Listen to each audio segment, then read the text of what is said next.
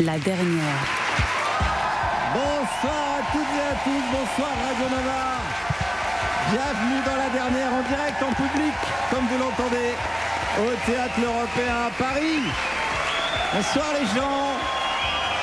Tout le monde est très en forme, j'ai l'impression. Merci beaucoup d'être venus aussi nombreux, merci de nous écouter. Nous sommes le dimanche 30 mars 2025 et c'est la journée mondiale du zéro déchet. Désolé, les déchets, c'est pas votre jour, mais consolez-vous, vous avez un des vôtres qui est ministre des Outre-mer. Le 30 mars, c'est également l'anniversaire de Céline Dion. Bon anniversaire Céline, qui a gagné l'Eurovision avec la célèbre chanson « Ne partez pas sans moi », parole de Manuel Valls. C'est un 30 mars en 1950 que nous a quitté Léon Blum. Et oui, le recordman de salto arrière dans sa tombe, car je vous rappelle qu'il se retourne à chaque fois qu'il entend le socialiste Manuel Valls. Putain, il est pratique Manuel Valls, quand il ne s'est rien passé un 30 mars, bam, bah, y a Manuel Valls qui est là. C'est parfait. Celle qui adore danser, mais pas forcément la valse, c'est celle qui est à mes côtés. C'est Juliette Arnaud, mesdames et messieurs. Bonsoir. Bonsoir Juju. Bonsoir Guigui. Est-ce que ça va? Ça va. Est-ce que tu as passé une bonne semaine? Grâce à Nicolas Sarkozy et à Gérard Depardieu, pas mal. Tu as passé une très très bonne semaine. Oui. Celui qui, quand je lui ai demandé ce qu'il avait de plus manuel en lui, a cru que je parlais de masturbation. C'est Aymeric Lomprey qui est là. Et qui s'applaudit lui-même. Oui. Et ça, c'est quand même beau. J'adore ce que je fais. J'adore. C'est vrai. Et ça va? Ça va, Aymeric? Oui, ça va. Ouais. Comment ça se fait que ça va? Je suis encore un peu bourré parce que hier j'ai joué en Belgique. Ah oui. Et j'ai bu de la bière belge. D'accord. Et t'en as encore un petit peu à l'intérieur de toi-même? C'est une semaine, ils m'ont dit. Okay, c'est une semaine. On va s'en rendre compte pendant la chronique. Il est autant absent que la dignité de Manuel Valls, décidément. Mais on pense à lui. Pierre-Emmanuel Barré, on l'embrasse, on peut l'applaudir bien sûr. Il va revenir la semaine prochaine. Ah, il n'a pas que des amis dans le public, visiblement. Et nous rejoindrons pendant l'émission Audrey Vernon, Douli et Albert Moukébert. Merci à toutes et à tous. C'est donc parti pour cette nouvelle émission. On est chaud comme Manuel Valls en couverture de Shuma Magazine. Je ne sais pas faire l'accent. C'est la revue de presse. Non. J'ai une information, c'est Manuel Valls qui a affirmé la haine des Juifs vient essentiellement du monde arabo-musulman en France comme ailleurs. C'est Manuel Valls. Ah, vous êtes fort en quiz.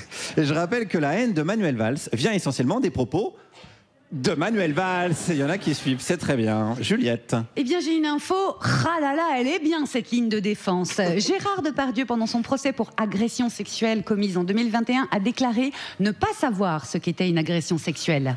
Elle est bien cette ligne de défense. Et puis j'ai une info. Ah là là, elle est bien cette ligne de défense. Attends, Juliette, tu serais pas en train de faire un mini AVC là? Qu'est-ce qui se passe? Non, pas moi en tout cas. Donc je recommence. J'ai une info. Ah là là, elle est bien cette ligne de défense. Gérard Depardieu, pendant son procès pour agression sexuelle commise en 2021, a déclaré « J'adore les femmes ». Ah là là, elle est bien cette ligne de défense. Elle est pas mal. Et là où c'est complètement zinzin, c'est que j'ai une autre info. C'est pas vrai. Ah là là, mais elle est bien cette ligne de défense. Gérard Depardieu, pendant son procès pour agression sexuelle commise en 2021, a déclaré « Je ne suis pas Émile Louis ». Voilà. Super. Et puis surtout, mon GG, là, on a surtout bien compris que t'étais pas Cyrano de Bergerac et que ton avocat, c'est pas Edmond Rostand. Moi j'ai une info. Véro. Toujours dans l'affaire Depardieu. Véronique Geneste a pris la défense de Gérard en déclarant ça va, quand on a mis la limite de vitesse à 50 km/h aujourd'hui, on va pas s'attaquer à ceux avant qui roulaient à 100 km/h. Véro. Bah ouais, c'est vrai, avant on pouvait violer au KLM, mais maintenant qu'on peut plus, on va quand même pas aller voir les gens comme non, c'est possible. Encore une belle enquête de Julie Lescaut. Moi j'ai une info de Manuel Valls. De qui Teddy Riner parlait-il quand il a dit il faut qu'il arrête de se foutre des gens? De Manuel Valls. Oui, il a réussi à énerver Teddy Riner. Ça c'est vraiment une super nouvelle, je trouve. Eh Teddy, petite bite. Voilà. Qu'est-ce que tu fais, Aymeric? Non, c'est une citation de Manuel Valls. Ah, j'espère qu'il écoute l'émission, Teddy. Eh, moi j'ai une info. La. Non, c'est pas ça. Non, c'est pas ça. La. Non, c'est parce qu'il est marqué la. Oui, mais c'est pas le... Ah, mais c'est compliqué, c'est compliqué. Attendez, je recommence. Moi, j'ai une info. On a répété, hein, on a répété toute l'après-midi. Ouais, je peux parler? Oui, pardon. Alors, Non, pas. Ah, la vache. Fais-le. Il Moi, est j'ai une 19h50. info. J'ai une info. Putain, c'est charmant, je suis trop con, quoi. Alors, J'aurais pas dit ça. allez, non, mais là, on bosse. bosse. 7 ans de prison requis contre Nicolas Sarkozy dans l'affaire Kadhafi. Ouais,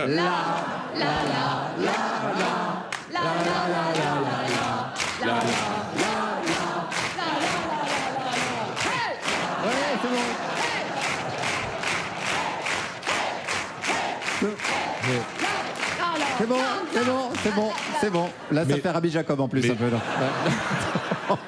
Non, mais c'est bien aussi. Oui. C'est un mash-up. Oui. Attendez, un truc à Il a dire. un truc à dire, Émeric. Mais vous n'avez pas honte de fêter l'injustice. Mais quelle indignité, monsieur le ministre. En plus sur le service public. Non, mais on n'est pas sur le service public. On n'est pas sur le service public? Bah non. Cher Sarko au bouillon. Attendez, moi j'ai une info avec Manuel Valls. Avec qui Bruno Retailleau a fait un meeting cette semaine? Avec Vous êtes vraiment balèze en quiz, quoi. Vous êtes des génies. Manuel Valls, Bruno Retailleau, les Avengers du racisme. Il manquait que Bardella et Hannibal Lecter. On avait le casting d'une soirée réussie. Et moi j'ai une info, comme Pierre-Emmanuel Barré il est pas là, j'ai dû écrire une troisième information, du coup la troisième elle est pas ouf. La pêche au coquillage est interdite sur une partie du littoral français ce week-end. Comme Pierre-Emmanuel Barré n'est pas là, j'ai dû écrire 3 informations. Du coup, la troisième, elle est pas ouf. Eh oui. Mais vous pouvez faire d'autres choses, les gens du littoral, comme par exemple faire du bateau, couper vos cheveux de riche, ou encore loger les sans-abri dans vos résidences secondaires. Voilà. Oh là, ça dénonce, j'ai l'impression. Il y a une colère. J'ai une colère. Il y a des choses à dire. Et ça tombe bien car c'est le moment tant attendu de la séquence qui s'appelle les importantes. Enfin, il n'y a que toi qui... Si, c'est les informations importantes. C'est les informations importantes. C'est les importantes. Merci. C'était les écluses la semaine dernière. Oui. Bon, c'était important trop, pour ça, les éclusiers. Ça, ouais. Et cette semaine, on a hâte de savoir. Merci Oui. Guillaume de me donner cette place. Cette place ô combien enviée par tous les journalistes, les chroniqueurs ou autres. Cette place qu'on a tant essayé de me chipper via des ruses ou des malversations pas très jolies. Mais ce fauteuil, j'y resterai bien accroché. Comme on s'accroche à un baudrier lors d'un accrobranche niveau 5. J'ai écrit ça en 2 minutes. Alors, non. Ça se sent un peu, mais... Mais mon personnage, il est super. Cette semaine, Guillaume, j'ai voulu répondre et apporter aux Français mon soutien. Car j'ai remarqué, et vous le précisez, que la semaine dernière, les horaires des écluses n'étaient des infos que réservées aux classes dominantes. En effet, celles-ci ne concernent que les propriétaires de péniches et ou les gens qui ont le temps de oisir sur l'eau. Et ce n'est pas la réalité des Français. On sait pas quand on rira, ouais. Non, alors, mais nous le savons, vous le savez, je le sais, Juliette le sait, Guillaume sait, la mouchette sait. C'est pas parce qu'on fait de l'info qu'on peut pas saupoudrer le tout de rire. Les Français peinent à boucler les fins de mois ou à joindre les deux bouts. Et parfois, ils ne peuvent même pas se permettre d'acheter des choses neuves. C'est pourquoi je vais vous donner, à vous les Français, les horaires des brocantes. Ah oui. Ben voilà, il y a une attente. Alors, calmez-vous. Alors, bien sûr, je vais pas pouvoir faire toutes les brocantes, sinon ça déborderait sur la chronique de Pierre-Emmanuel Barré. Et ça... Non, il est pas là. On va tout faire, toutes les brocantes de France. C'est parti. Bien entendu, je vais commencer par le pays de la brocante, la région Nord. C'est parti pour ce dimanche 30 mars. À Niche, de 9h à 15h. Vous pourrez... Je recommence. À Niche, de 9h à 15h, vous pouvez y trouver plein de merveilles, telles que des portes-assiettes, des tableaux d'une rare beauté, ou encore des cendriers d'exception, ou même des timbres. À Velin, de 8h à 13h... 8h à 13h, elle est assez courte, mais c'est normal. Tout part à une vitesse très rapide, du fait de ces articles très convoités, comme des portes-assiettes, des tableaux, ou encore des cendriers, ou même des timbres. Tiens. Et d'un Beaumont, 17h, de nombreux objets de collection vous y attendent, comme des casques, des baïonnettes, ou encore des costumes très bien cintrés de la marque Hugo Boss. Beaulezil, de 9h à 13h, dans le grand foyer. Connu pour sa convivialité, cette braderie vous comblera de bonheur. De Fressin, de 9h... c'est long. Ouais. De 9h à 17h, cette braderie souvent moquée, car il n'a qu'un seul exposant, vous ravivera les moments d'enfance d'exception. Puisque Bernard, le seul stand, a plein d'objets d'enfance. Bizarre, certains diront. nostalgiques pour la plupart. Attends, Émeric. Parce que toutes les braderies que tu cites, elles sont déjà finies, en fait. Ouais. Ouais, mais c'est pour ça, en fait, c'est le problème. Je voulais savoir si on peut pas décaler l'émission au samedi. Mais non. Afin de laisser le temps aux gens de s'organiser. Mais non, on peut pas décaler notre émission pour tes horaires de braderie. Mais la semaine prochaine, fais des trucs qui se passent un lundi, quoi. Enfin, tu donnes les horaires de. Ouais, mais il n'y a rien qui se passe le lundi. Ah là, du coup. Je fais plus de chronique. Voilà. Ah, il est malin quand même. On peut applaudir Émeric Lompré, qui n'a pas démérité. Eh oui, parce que c'est d'utilité publique quand même. C'est vrai qu'à chaque fois, c'est précis. C'est tellement précis qu'il va finir par se faire recruter par BFM TV la saison prochaine, c'est sûr. Ce qu'on appelle une marque fauvélite dans le jargon. Pour t'habituer, on va passer à la séquence où il y a paradoxalement le moins de mensonges sur BFM TV. C'est la publicité. Vous êtes bien sur Radio Nova, c'est toujours la dernière avec Juliette Arnaud, Émeric Lompré. Il est 18h17 pile. Et c'est le moment d'accueillir notre invité du jour. Il est islamologue, politologue, enseignant, dramaturge, écrivain. Et avec ceci, ce sera presque tout, merci. Mesdames et messieurs, Rachid Benzine est avec nous. Bonjour. Bienvenue Rachid. Bonjour Maurice. Sois le bienvenu. Rachid, première question, est-ce que tu condamnes le Hamas? Pardon, je plaisante. Tu vas bien? T'es bien installé? Oui, très très bien, merci. Alors, comme il est de circonstance, Aïd Moubarak. Merci. C'est ça qu'on dit. Est-ce que tu peux nous dire ce que ça veut dire et pourquoi on dit ça aujourd'hui? En fait, ça veut dire bonne fête à tous les musulmans qui viennent de terminer le ramadan. Voilà. Et comme je savais que c'était une émission d'islamo-gauchiste, donc je suis venu en ce jour pour des musulmans. Voilà. Et t'es pas censé ramener des cadeaux? Enfin, il n'y a pas une tradition de... Enfin, alors, je pas. Oui, c'est vrai, on avait ça, la tradition. Non, on a fait un effort. Normalement, c'est les autres qui ne sont pas musulmans qui nous en donnent. Eh bien, le cadeau, c'est que tu rencontres en vrai Émeric Lompré et Juliette Arnaud. Et ça, c'est vraiment un très très beau cadeau. Et pas Pierre. Et pas Pierre-Emmanuel Barré. Voilà, vraiment plein de cadeaux pour toi aujourd'hui. Non, première vraie question, j'ai dit que tu étais islamologue. Qu'est-ce que c'est islamologue? C'est une discipline universitaire qui va, je dirais, étudier la religion de l'islam, que ce soit la théologie, que ce soit le droit, mais d'un point de vue historique. C'est-à-dire que c'est pas une approche théologique, c'est pas une approche confessante, c'est pas une approche religieuse. C'est une approche qui va utiliser les sciences humaines, la linguistique, l'anthropologie, la sociologie, pour tenter de comprendre qu'est-ce qui fait qu'à un moment émerge une croyance et comment cette croyance s'élabore dans le temps et dans l'histoire et comment les gens lisent les textes aussi, comment ils les interprètent. Voilà. Donc en gros, on se sert de peu de tout sauf du Coran. Si. C'est-à-dire quand même du Coran. Ouais. Non, mais c'est-à-dire que le Coran mais on le met en perspective avec. Oui, absolument, d'une perspective historique. Mais c'est un texte pour les croyants et les paroles de Dieu.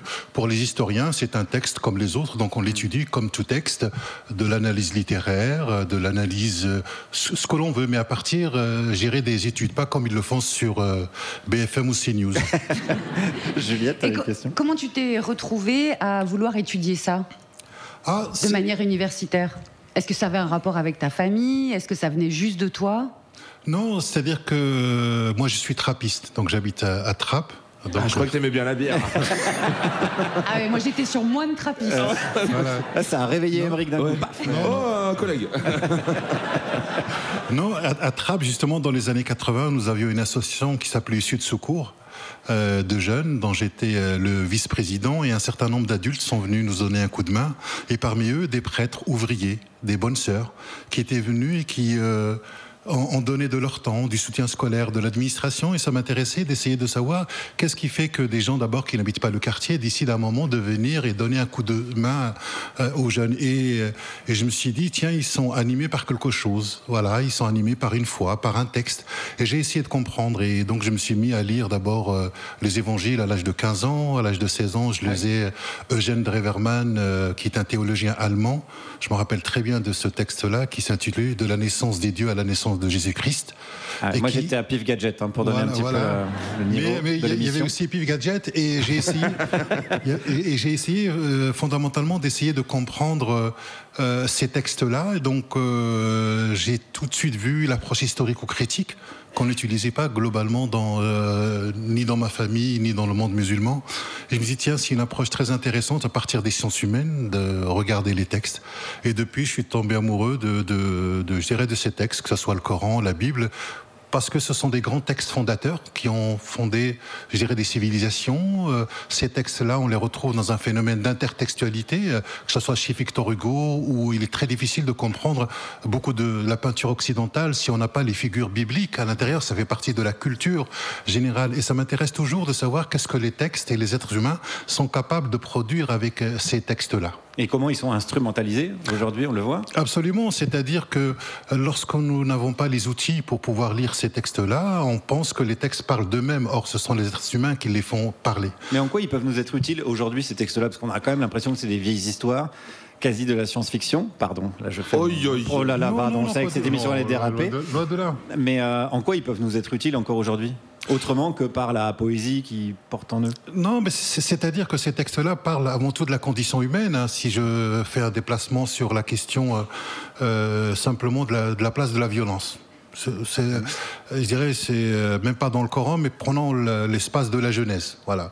Au niveau de la Bible, le premier meurtre, c'est un meurtre fratricide. C'est-à-dire que le lien du sang, je dirais, peut être violent. Et donc toute la question, c'est comment créer une communauté ou de fraternité, ou la notion de la fraternité qui ne relève pas uniquement du sang, mais une fraternité politique.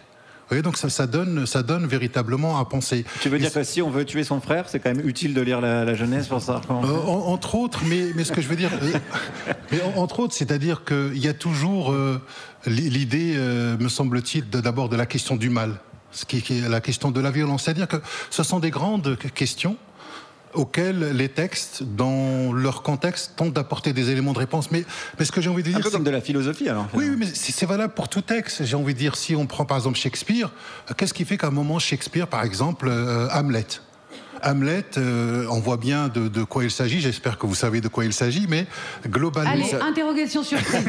Ça se mange avec des pâtes de terre. Voilà, oui. Exactement, mais... Hamlet. On l'avait. Mais qu'est-ce qui fait que Hamlet aujourd'hui, je dirais Hamlet joué à Paris, qu'est-ce qui fait qu'il va résonner différemment de Hamlet joué en Palestine aujourd'hui ? Et pourtant, ce texte continue à parler.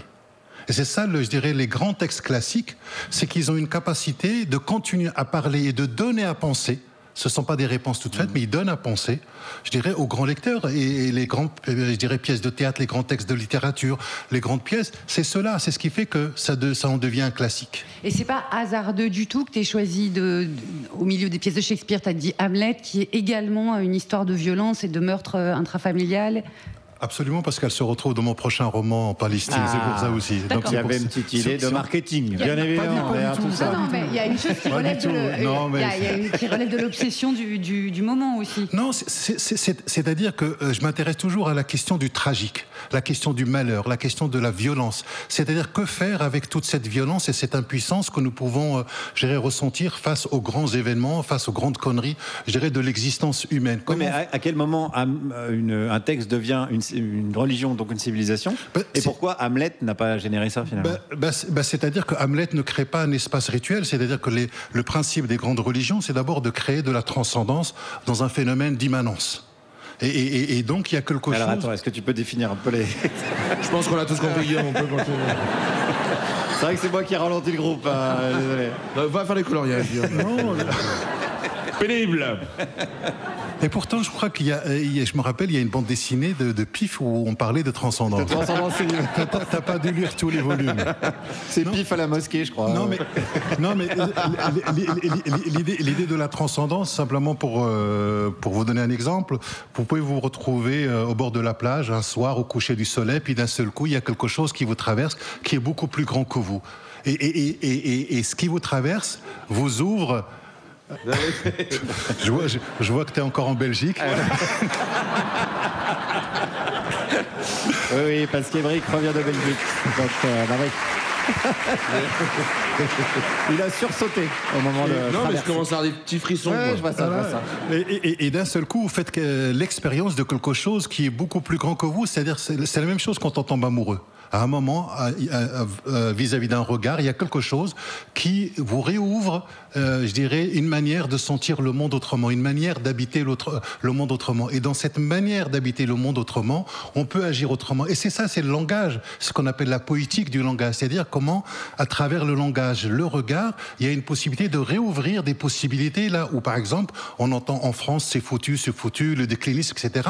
À force d'entendre ce type de discours et ce langage qui est très très pauvre, ben, les gens finissent par, je dirais, abaisser ou voire baisser leur perspective en termes d'action.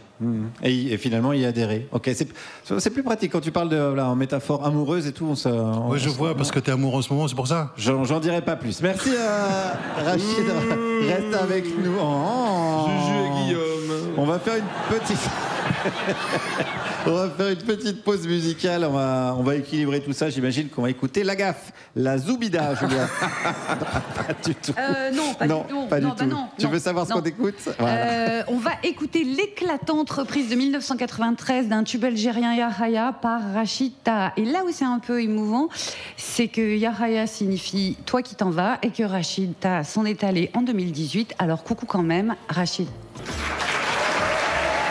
Vous êtes toujours à l'écoute de Radio Nova. C'est la dernière avec Juliette Arnaud, Aymeric Longpré et notre invité Rachid Bazine.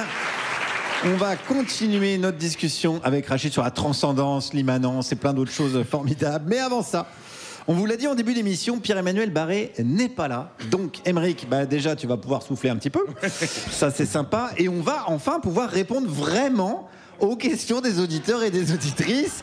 On vous a demandé de nous en poser sur les réseaux sociaux cette semaine et on va vous répondre de rechef. On va commencer avec Juliette. Oui, parce que j'ai choisi de répondre à Cécile. Moi, je me pose souvent cette question, c'est pourquoi les gens sont-ils de droite ? Pourquoi les gens sont de droite? Très bonne question. Déjà, Cécile, ta question loge à la 3e place du tiercé des questions les plus difficiles au monde. Moi, la difficulté, c'est mon habitat naturel, donc j'y vais. Le tiercé des questions les plus difficiles au monde, c'est petit 1, pourquoi les gens qui s'aiment sont-ils toujours un peu les mêmes? Petit 2, pourquoi les gâteaux mous deviennent-ils durs et les gâteaux durs deviennent-ils mous? Et 3e question, pourquoi les gens sont-ils de droite? Et bien sûr, je n'ai pas la réponse. J'ai dit que j'aimais la difficulté, j'ai pas dit que j'avais les diplômes. Cependant, je perçois la légitimité de l'inquiétude de Cécile. Avant, c'était facile. Les gens, ils revendiquaient être de gauche. Et les autres, ils disaient « Oh là là, mais moi, je vous mets un défi de savoir si je suis de gauche ou de droite. » Et on savait que Léa Salamé était de droite. De nos jours, à intervalles réguliers, on peut voir des gens sauter sur les tables pour gueuler d'un air réjoui « Je suis de droite, voilà ma gloire, mon espérance et mon soutien. » C'est un chant catholique.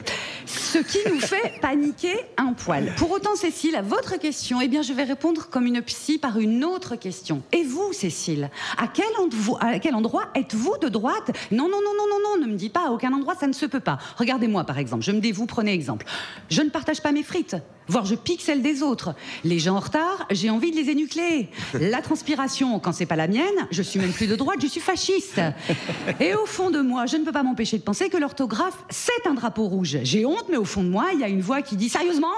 Tu sais pas la règle pour accorder le participe passé avec l'auxiliaire avoir ?» Après, j'ai honte, mais c'est ça que j'ai pensé. Mais on est tous un peu de droite, même Guillaume. Non. Hein, Guillaume? Non, moi vraiment, je pense vraiment pas du tout. T'aimes la country? Ouais. Eh ben voilà. Allez, on passe à une autre question. Ah oui, on est peu de choses. Merci Juliette, on va enchaîner avec une autre question. Une question de Robin. Salut l'équipe, j'ai une question.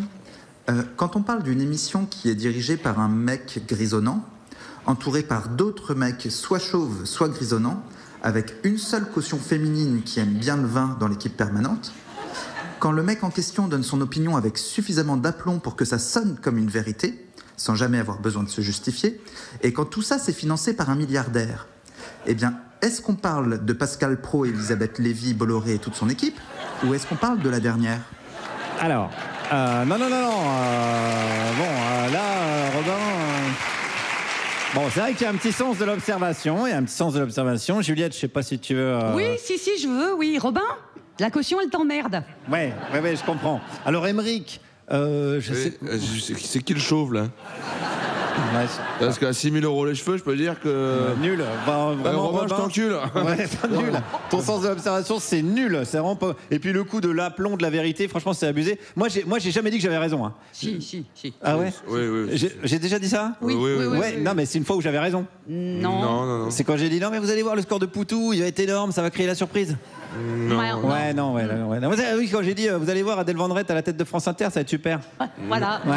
Non. Nul, Robin, nul. Ton intervention est nulle. Qui a choisi l'action de Robin? Putain, c'est une erreur. Virez-moi la personne qui a choisi ça, bordel. C'est toi qui Arrêtez de m'interrompre. On enchaîne. Moi, de l'aplomb, n'importe quoi. Te refoutre, Robin. Émeric. Pas cool pour Robin. Ouais. Moi, j'enchaîne. Oui, j'ai une question de Jérémy. Voilà. Salut l'équipe de la dernière. Tout d'abord, un grand merci de nous offrir une émission sans Pierre-Emmanuel, ça fait plaisir. Et ma question maintenant, pourquoi vous y avez pas pensé plus tôt? Très très bonne question. Alors, je dis la vérité, hein. Ouais, je dis la vérité. En fait, voilà, au début, on voulait juste être à 3 avec Guigui, Juju et moi. Et après, c'est vrai qu'on est fan de Kems, donc on s'est dit. Il nous faut un 4e pour faire du Kems à la pause du midi. Alors, on a donc fait passer un casting. Ça, c'est vrai, tout ça, c'est vrai. On a fait passer un casting pour une 4e personne. Alors, si vous voulez, je peux vous dire les noms des gens qui ont été castés. Il y a Stéphane Guillon, Bernard Mabille, les Chevaliers du Fiel, Gilles Verdez, Christine Bravo, Jérémy Ferrari, Rachida Dati, Laurent, un pote, un chien, et c'est Pierre-Emmanuel, du coup, qui a été retenu, parce que c'est le seul qui est venu. Donc voilà, c'est vrai que l'émission est moins bien avec lui, mais qu'est-ce qu'on s'amuse à midi. Merci Émeric, et merci les auditeurs et les auditrices de nous avoir posé des questions. Merci à vous. On est toujours avec Rachid Benzine. Et c'est à toi qu'on va poser des questions maintenant, Rachid. Tu as parlé de Trappes, tu as dit que tu étais trappiste, que tu venais de Trappes. Qu'est-ce qu'elle a de particulier, cette ville? Parce que quand même, il y a des gens qui sont sortis, évidemment Jamel Debbouze, Omar Sy, Nicolas Anelka, Sophia Aram. Dis-le. Qu'est-ce qu'elle a de si particulier en termes de créativité, énergie? Ça a été pendant très longtemps une ville communiste. Et bah voilà, allez, fin de l'interview. Allez, hop là. Je peux faire ma chronique. Non, et ensuite, il y a eu, à travers les villes communistes, il y avait aussi ce qu'on appelait l'éducation populaire, où la question de la culture était importante. C'est-à-dire que le lien, c'était globalement la culture. Et donc, il y a eu l'improvisation théâtrale, il y a eu beaucoup d'associations de jeunes qui ont pu voir l'émergence de Jamel, d'Omar, d'Anelka, de plein de monde. Et c'est vrai qu'il y a quelque chose dans cette ville qui est lié à un travail collectif. Et c'est ce travail collectif, mais dans d'autres villes aussi, qui a pu voir l'émergence, en tout cas, d'un certain nombre de talents. Donc c'est la possibilité que ça existe qui fait que finalement ça existe. Absolument. C'est bien foutu, la vie, quand même, parfois. Et tous, vous êtes sensiblement sur une dizaine d'années de la même génération, vous vous êtes fréquentés? Oui, en tout cas, moi j'ai fréquenté Jamel, je continue de le fréquenter. Omar, on a travaillé ensemble pour l'adaptation au cinéma. On s'appelle et on se voit une fois par mois ou tous les 2 mois. Voilà, le lien continue, oui. Et pourtant, c'est une ville qui continue à être montrée du doigt sur les chaînes d'infos. Voilà, on continue. CNews, évidemment. Comment tu vis ça, toi? Et comment tu vis, en règle générale, la période qui est assez anxiogène, surtout pour ce qui concerne les musulmans? Oui, c'est une période qui est assez difficile parce qu'on a l'impression que la notion de fait, la notion de vérité n'est plus importante. C'est-à-dire que à partir du moment où je dirais dans un cadre, quel qu'il soit, la question des faits, la question de la vérité, la question même des études n'est plus importante, bah effectivement, il n'y a plus la capacité de vivre ensemble, il n'y a même plus la capacité de discuter. On voit bien que la crise... On n'est plus d'accord sur le réel, quoi. Mais absolument, c'est-à-dire qu'on le voit bien sur la crise de la démocratie. C'est-à-dire que si finalement la question du débat, la question du respect, la question de la contradiction, la question de la vérité, la question des faits qui sont des éléments constitutifs de la démocratie ne sont pas là, il n'y a plus possibilité de vivre ensemble. Et c'est ce qui fait qu'aujourd'hui, n'importe qui peut dire n'importe quoi. Mais est-ce que ça n'a pas toujours existé, ça? Parce il y a un petit air de c'était mieux avant, mais au temps de l'ORTF, on n'avait qu'une seule vérité, après tout, on était obligé d'y souscrire. Oui. Là, aujourd'hui, on en a plein, dont évidemment plein de choses... Oui, mais sauf qu'il y avait quand même un certain nombre de critères. En termes de factualité. Aujourd'hui, on a l'impression que, justement, il n'y a plus de faits, il n'y a plus que de ressentis. C'est-à-dire, c'est dis-moi ce que tu ressens, je te dirai qui tu es. Et on voit bien qu'en ce qui concerne la question de l'immigration, la question de l'islam, on a beau apporter un certain nombre de preuves, de faits scientifiques qui sont étudiés quand même dans les universités, qui donnent de la nuance, qui donnent de la complexité, qui déconstruisent les représentations, ça ne fonctionne pas pour autant. Et donc les gens croient ce qu'ils veulent parce que ça correspond à leur représentation. Et pour déloger une représentation, c'est quelque chose qui est très très difficile. Et on le voit bien, que ce soit du fondamentalisme religieux ou du fondamentalisme politique, on va tordre le réel en fonction de ce qu'on a envie qu'ils disent. Et ça, ce sont les représentations. Et alors, comment on fait pour lutter contre ça ? Bah, écoute. En 2 mots. C'est-à-dire, je prends par exemple le discours du Rassemblement national.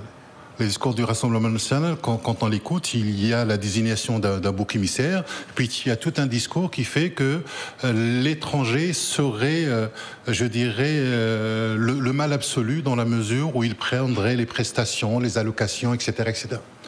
Donc on voit bien que toutes nos études scientifiques, que ce soit l'INSEE ou l'INED, n'arrivent pas à déloger ça. Donc on voit bien que le discours rationnel est inefficace face au registre de l'émotion. Pourquoi ? Parce que tout ce qui concerne la question de l'identité, les peurs, les valeurs, les traditions arrivent dans un espace où la raison ne peut absolument rien. C'est le magistère de la raison qui l'emporte. Donc, une fois qu'on s'est rendu compte de ça, il faut essayer de comprendre quelle est la peur qu'il y a derrière.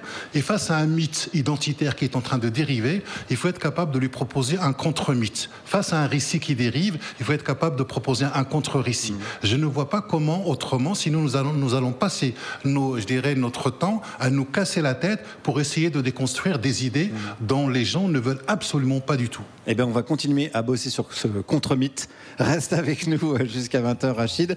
On va revenir à tout ça, mais il est écrit dans le Coran, n'oublie pas d'engranger de la quicheta. C'est le Coran selon Mathieu Pigasse. Donc c'est maintenant, c'est la publicité. Vous êtes toujours sur Radio Nova, c'est toujours la dernière avec Juliette Arnaud, Aymeric Lomprey en direct du Théâtre L'Européen à Paris.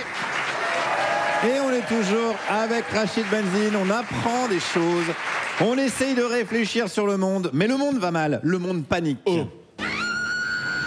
La France a peur. Arrêtez! Personne n'a craqué! Alors, désolé Rachid, mais je vais parler d'un sujet que tu ne connais pas, le racisme. Alors évidemment, parce que toi tu l'as jamais subi, voilà, donc je veux dire, t'as jamais connu le vrai racisme, le racisme anti-blanc. je vois, tu nous regardes du haut de tes privilèges, tu ne sais pas ce que c'est. Vous le savez, les blancs sont victimes de ségrégation, ils sont ghettoisés par exemple dans l'hémicycle de l'Assemblée nationale, quasi que des blancs, dans les conseils d'administration du CAC 40, que des blancs, dans le public de la dernière sur Radio Nova, regardez-les, mes petits babes tout fragiles, nom de Dieu. J'en vois 2-3 contenter le point soleil, mais ça a foiré, on dirait Casimir avec un Sarwell. C'est lamentable, c'est dur, mais vous n'êtes pas les seuls à souffrir. C'est un sujet qui a beaucoup été traité sur les chaînes d'infos cette semaine. La préférence communautaire, soit dit en passant, dans l'allocation des fonds publics. Quand on dit, par exemple, est-ce qu'on doit donner de l'argent à la France périphérique, à la France rurale, ou toujours donner plus d'argent aux banlieues? Est-ce qu'il n'y a pas à travers ça une forme de discrimination systémique contre ceux qui ont le malheur d'être français de souche? Et oui, c'est du racisme anti-français de souche de la campagne. C'est du souchisme. Alors vous l'avez peut-être reconnu à la voix, c'est Mathieu Bock-Côté. Alors lui, j'adore parce qu'il vient du Québec pour dire qu'en France, on accueille vraiment n'importe qui. Ça fait penser aux chlamydia d'Aymeric qui disent « Tu ne devrais pas te frotter n'importe où comme ça. » Mais je l'aime bien, Mathieu Bock-Côté. Il dit les termes « On ne parle plus que de quoi ?» On ne parle plus de la culpabilité insurmontable et irréductible de l'homme blanc. L'histoire telle qu'elle se déploie à partir de 1492, l'expansion européenne, s'est traitée comme un grand acte d'expansion illégitime qui aurait constitué une prétention à la supériorité blanche à travers le monde. Mais c'est ça, à partir de 1492, la réputation de l'homme blanc dans le monde entier devient ce que les historiens qualifient de pas ouf. Voilà les sondages auprès des Amérindiens, par exemple, c'est pas d'un énorme raciste anti-blanc, les Amérindiens. Je tiens à le préciser. Mais sur le racisme anti-blanc, avec Mathieu Bock-Côté, on peut aller encore plus loin. Et allons plus loin. Le déni du racisme anti-blanc n'est-il pas la marque finale du racisme anti-blanc, le vrai? Alors Je vous ai perdu.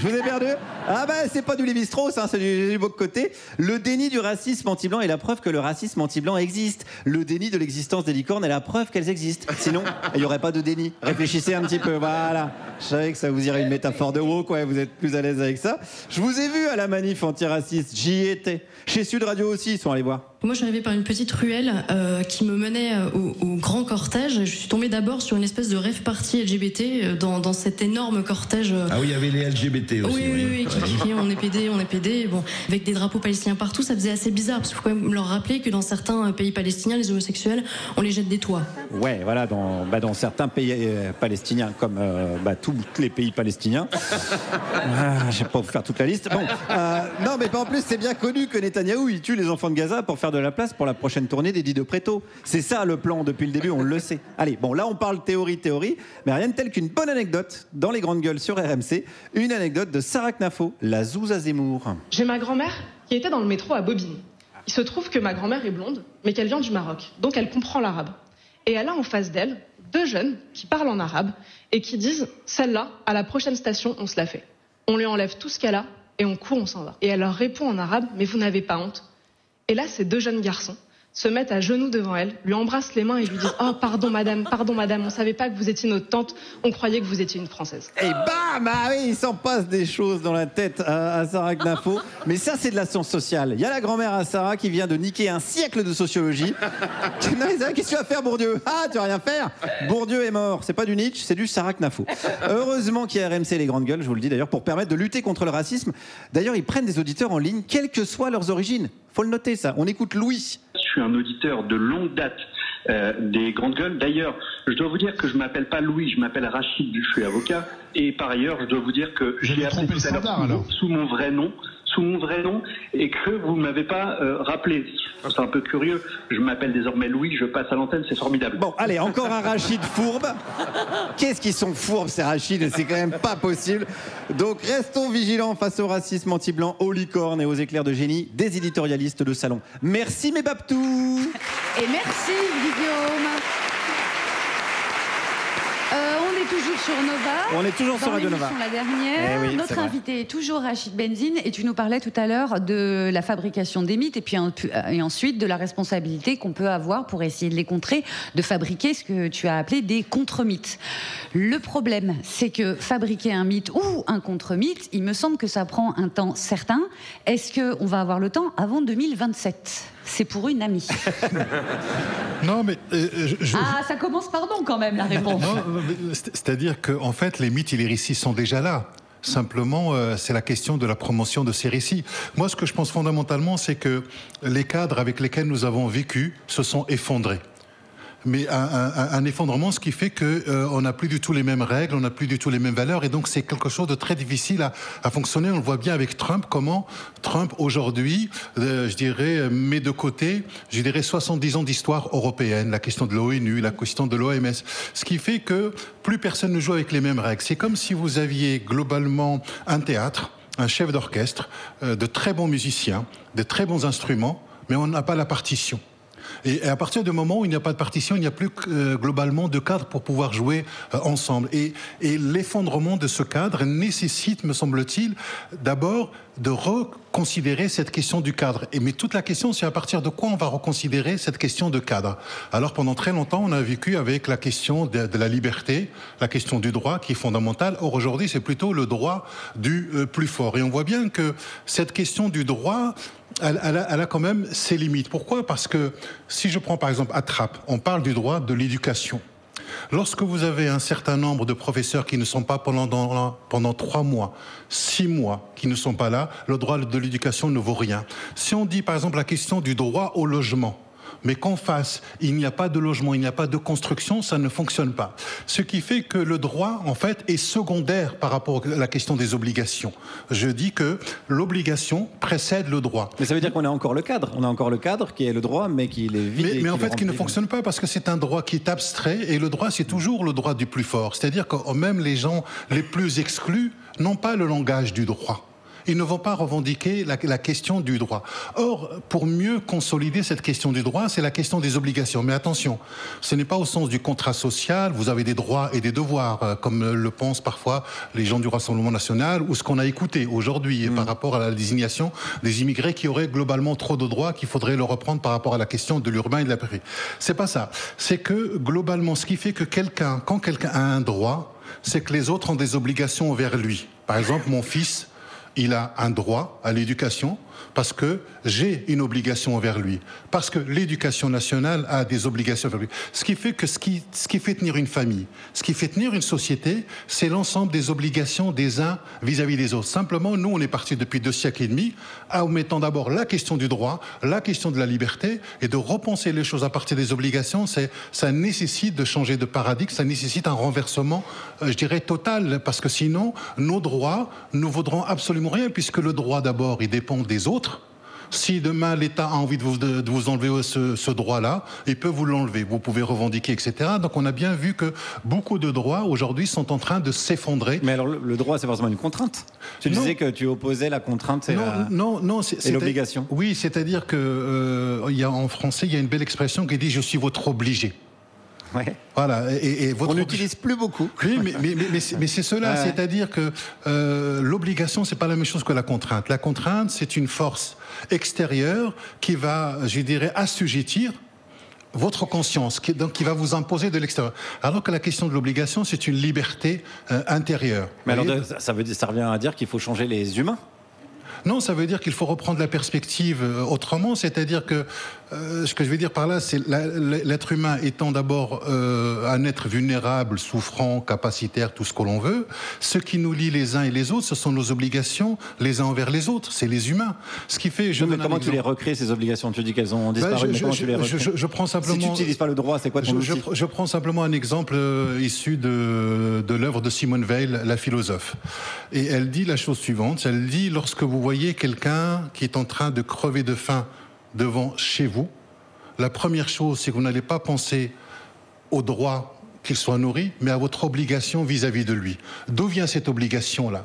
C'est simplement parce que vous êtes 2 êtres humains. C'est-à-dire qu'il y a des obligations qui précèdent tout contrat social.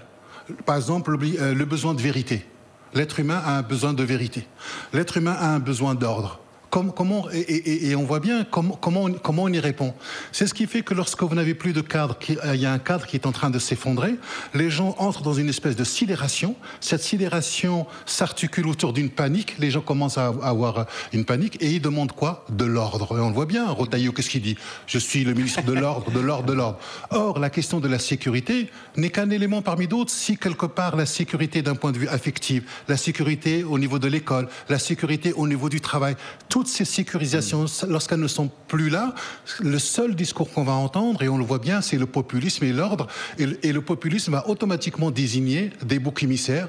Et les gens, et là, c'est ouvert, c'est l'ouverture à la question de la dictature, parce que les gens se rendent compte bien qu'il y a un effondrement, mais simplement il est invisible. On n'est pas comme la Seconde Guerre mondiale, où tout s'est effondré, c'est visible, il faut reconstruire le cadre.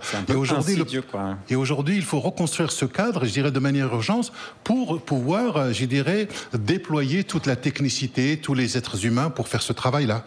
Moins de flics et plus d'amour. Je résume un petit peu ton propos. Absolument. Rachid, on va y revenir évidemment jusqu'à 20h. On est sur Radio Nova toujours. C'est l'heure d'écouter un petit peu de musique. Musique choisie par Christian, notre programmateur, qui essaie toujours de coller avec les thématiques de nos invités. Donc je pense le temps béni des colonies de Michel Sardou. Et bien sûr, mais non. Non, Émeric, non. Question, qui en 1997 nous rappelait que personne ne joue avec les mêmes cartes? Ah oui. Eh bien oui, Guillaume. Oui. Tant pis, on n'est pas nés sous la même étoile. Exact. C'était Ayam et elle était franchement bien. Cette piqûre de rappel. C'était Ayam, bien sûr. Nés sous la même étoile. Vous écoutez toujours Radio Nova. C'est la dernière. Juliette Arnaud, Émeric Lomprey, notre invité Rachid Benzine. Et il est de retour autour de la table, notre neuroscientifique qui traque les petites facéties de notre cerveau. C'est vrai que des fois, notre cerveau, il nous trompe. Il se dit, tiens, Glucksmann, il est pas mal. Mais non, connerie, le cerveau. Pour tout comprendre, on va écouter le formidable Albert Moukébert. Bonjour à tous et à toutes. Merci encore de l'invitation. Aujourd'hui, je viens vous raconter une histoire que j'ai découverte récemment, qu'on nous ment. On nous ment sur quelque chose de très important. J'ai réalisé que les légumes, ça n'existe pas. Je le savais. Ça n'existe pas. En fait, la notion de légume ne fait aucun sens d'un point de vue biologique ou botanique. Quand vous dites un légume, je sais pas, tu as un exemple de légume ? Radis. Radis, c'est une racine. C'est pas un légume, ça existe. Poireau. Poireau, c'est une tige. Le fromage, Le fromage, c'est un légume, ça marche. En fait, la majorité de nos légumes sont soit des feuilles, soit des fleurs, soit des tiges, soit c'est des racines, soit des graines. Et ça n'existe pas, la catégorie légumes. Et donc, cette discussion de la tomate, c'est un fruit ou c'est un légume, ça ne veut absolument rien dire. Mais c'est pratique. Et parfois, on va créer des catégories dans le monde parce que ça rend le monde plus accessible. Notre cerveau a besoin de créer des catégories pour appréhender le monde. Le monde est souvent très très complexe et notre cerveau nous le rend plus accessible en le simplifiant. On appelle ça la réponse catégorielle à la problématique dimensionnelle. Ça semble être compliqué, mais je vais essayer de l'expliquer. Il y a plein de choses dans le monde qui sont des sortes de continuums. Il n'y a pas un endroit où les choses s'arrêtent et on découpe pour rendre les choses plus accessibles. Par exemple, imaginez le spectre de lumière, la lumière visible. Il n'y a pas un endroit où le bleu devient du vert, ou le vert devient du jaune, le jaune devient du rouge. En fait, les couleurs, ça correspond à la longueur d'onde des photons de lumière. Et si je veux être très très précis, je vais dire j'aime bien le pantalon à 463 nanomètres de Emmerich. 464. Exactement, par rapport au micro qui est à 478. Mais ça devient très compliqué, donc je dis j'aime bien le pantalon bleu d'Emmerich ou le micro bleu de Radio Nova. On va simplifier, on va perdre en complexité pour gagner en efficience. Mais parfois, quand on catégorise un peu avec le pied. On catégorise un peu comme de la merde. Et c'est là où ça devient compliqué. C'est-à-dire, quand on catégorise quelque chose, c'est pas quelque chose de neutre. Quand on catégorise, ça conditionne le rapport qu'on a avec le monde. On appelle ça des croyances performatives quand ça implique la manière dont on fonctionne. Donc catégoriser les spectres de lumière, c'est pas très grave et on arrive à s'en sortir tous les jours avec 5-6 mots. Je peux me faire comprendre avec le bleu, le jaune, etc. Et si j'ai besoin, je peux développer des catégories plus poussées. Si je suis, je sais pas, designer graphique ou peintre, j'ai un nuancier avec 100 000 mots pour différents bleus. Parfois, ça va même très très loin. Zuckerberg, par exemple, il a essayé de déposer le Facebook Blue, une couleur de bleu spécifique qui est le bleu de Facebook. Mais parfois, cette volonté de catégoriser, on l'applique à des choses humaines. On va l'appliquer pour créer des catégories entre humains. Et souvent, ces catégories, historiquement, ont été assez flemmardes, j'ai envie de dire. On va diviser les gens selon leur genre, les hommes, les femmes, selon la concentration de mélanine qu'elles ont dans l'épiderme, les noirs, les blancs, etc.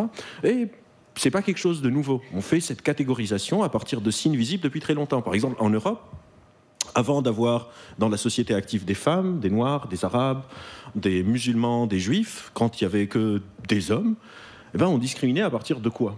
On discriminait, là aussi, d'une manière très flemmarde, à partir de la couleur des cheveux. Par exemple, il y a un proverbe en anglais assez terrible qui dit « Redheads have no soul », que les roux n'ont pas d'âme. Et si vous vous approchez trop d'un roux, un peu comme Shang Tsung dans Mortal Kombat, pour ceux qui connaissent, il vous aspire votre âme, et donc il fallait rester très très loin. En fait, l'histoire... Donc ça, tu confirmes, c'est faux. En tout cas, moi, je ne me suis jamais approché d'un roux. Donc, mon expérience personnelle, je ne sais pas, mais a priori, c'est faux.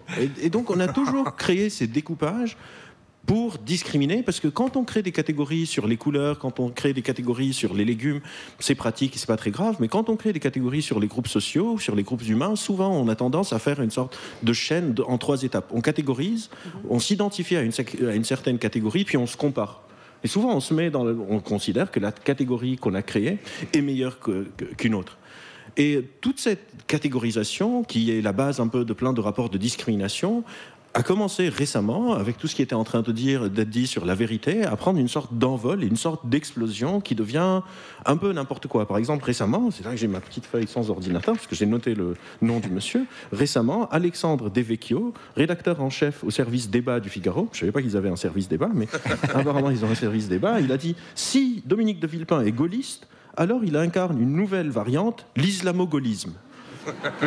C'est créatif. C'est assez créatif. C'est quand même pas mal. Ouais. Et donc, on a cette nouvelle tendance de pouvoir découper. Moi, je suis allé à l'Islam au ciné, manger de l'islam au popcorn. C'est très pratique. On commence comme ça à découper le monde sans prendre en compte que notre découpage, il ne fait plus état de cette volonté initiale de rendre le monde plus accessible, mais au contraire, on va saucissonner un peu le monde pour pouvoir mieux correspondre à nos réflexions idéologiques. Il y a un mec de droite qui semble considérer que tous les civils palestiniens ne sont pas des terroristes, c'est un islamo-gaulliste. Qu'est-ce qu'en pense le général de Gaulle? Je ne sais pas, mais c'est intéressant. Et donc, tout ça pour dire que dans le futur, quand vous entendez des sortes de catégories qui sont créées, les Arabes, les Noirs, les Juifs, les Français, les Européens, les Américains, le monde occidental, demandez-vous, est-ce que cette catégorie sert à appréhender vraiment le monde, ou au contraire, elle dessert notre capacité à réfléchir la complexité inhérente du monde en le simplifiant de manière un peu trop grossière.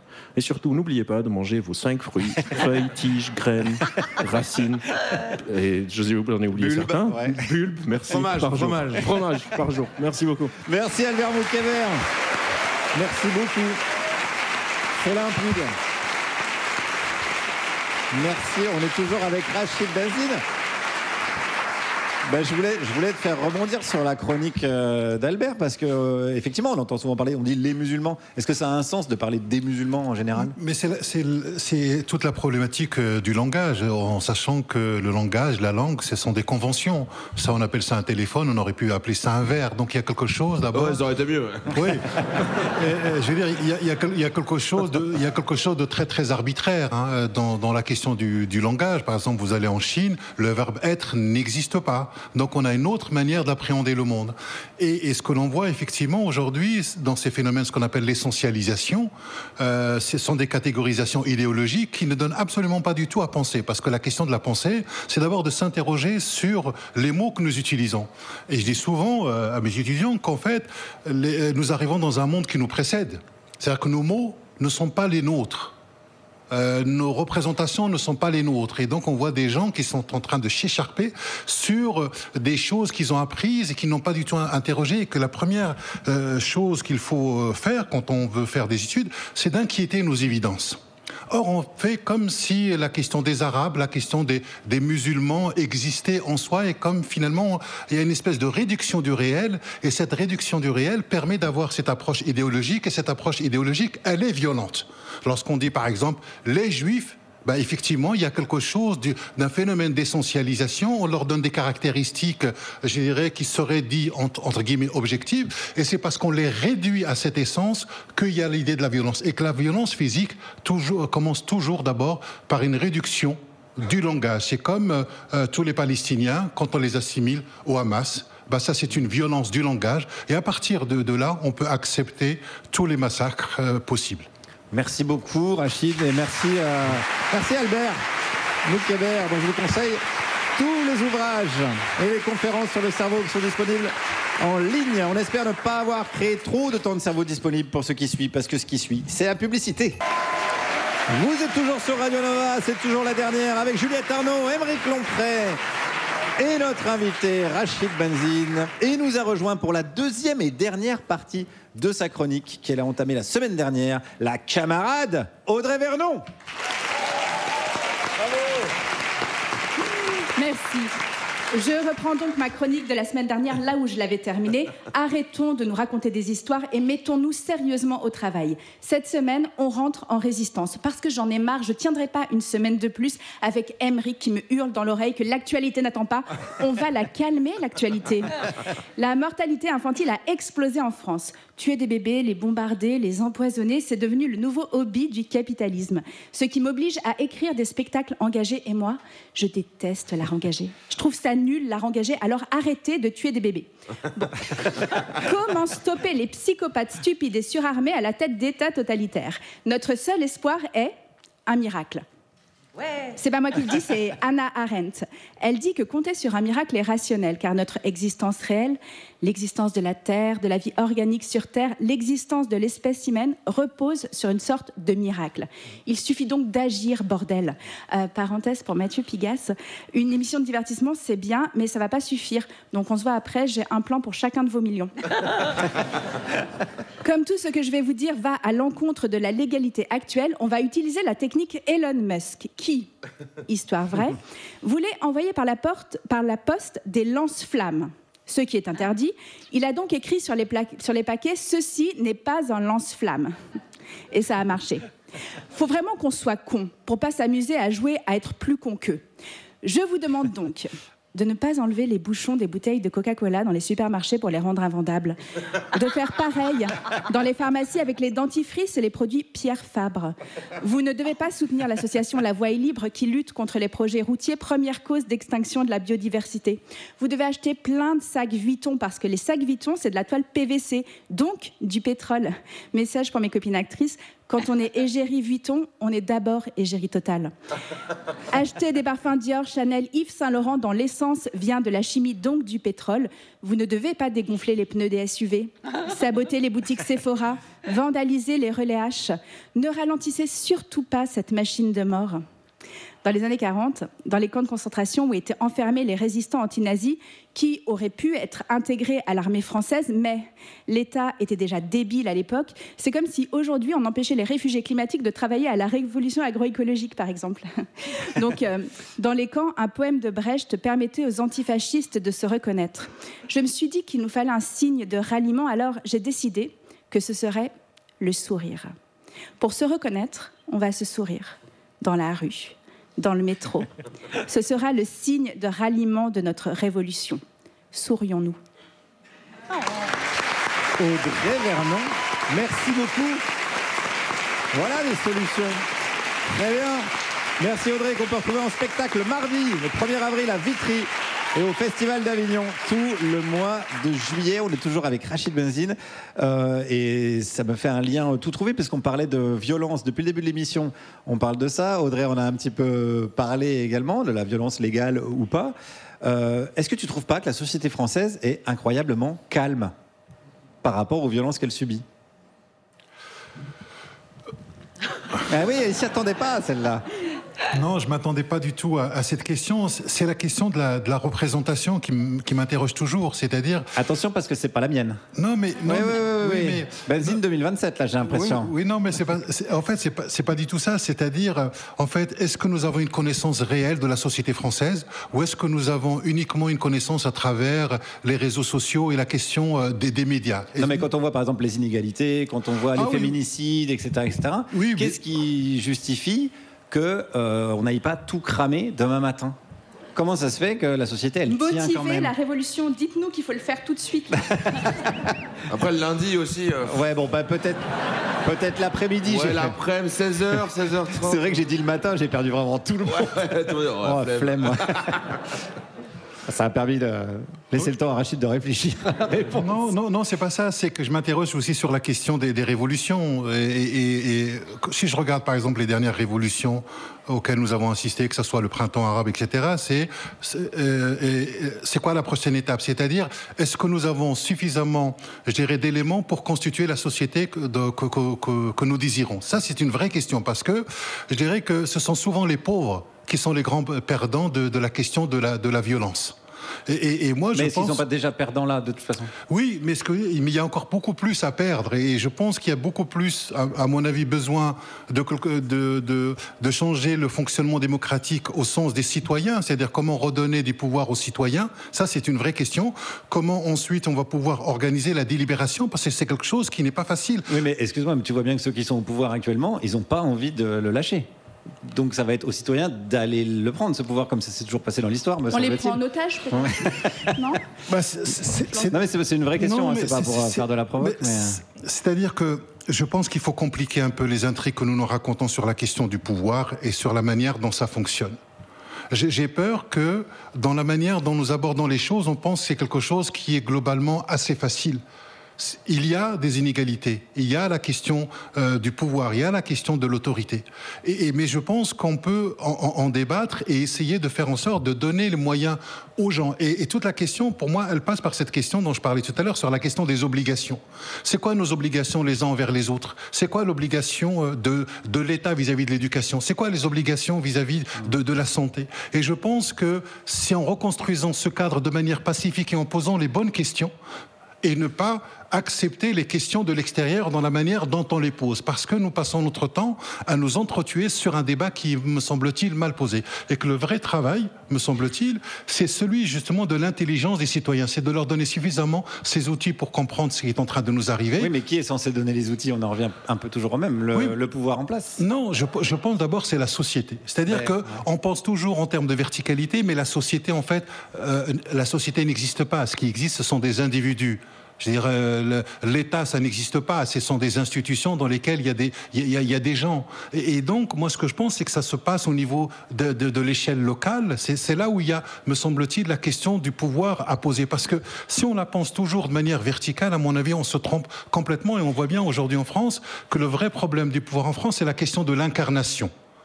Comment on incarne la question du pouvoir à différents types de niveaux. Voilà. Parce qu'on est piégé par la Ve République qui nécessite un gugus sur une affiche. On est piégé parce qu'on a un problème. Pardon, je pose même plus de questions. Non, en fait. non, c'est pas ça. Je donne mon avis, voilà. Non, c'est une bière. Excusez-moi. Non, c'est pas ça, Guillaume. On est piégé parce qu'on n'arrive pas à travailler la question des contre-pouvoirs, que ça soit associatif sur la question des syndicats. Ce sont je dirais, des formations qui sont en crise. Et si on ne pense pas, je dirais, cette crise du groupe, on s'en sortira pas. C'est-à-dire qu'on pense que la démocratie, elle n'a pas besoin d'intermédiaires. Or, dans la démocratie, il y a des contre-pouvoirs, il y a des intermédiaires. Dans la démocratie, il y a des institutions. Il y a une très belle phrase de Paul Ricoeur, dans Soi-même comme un autre, sur ce qu'elle appelle la visée éthique. Il dit la chose suivante.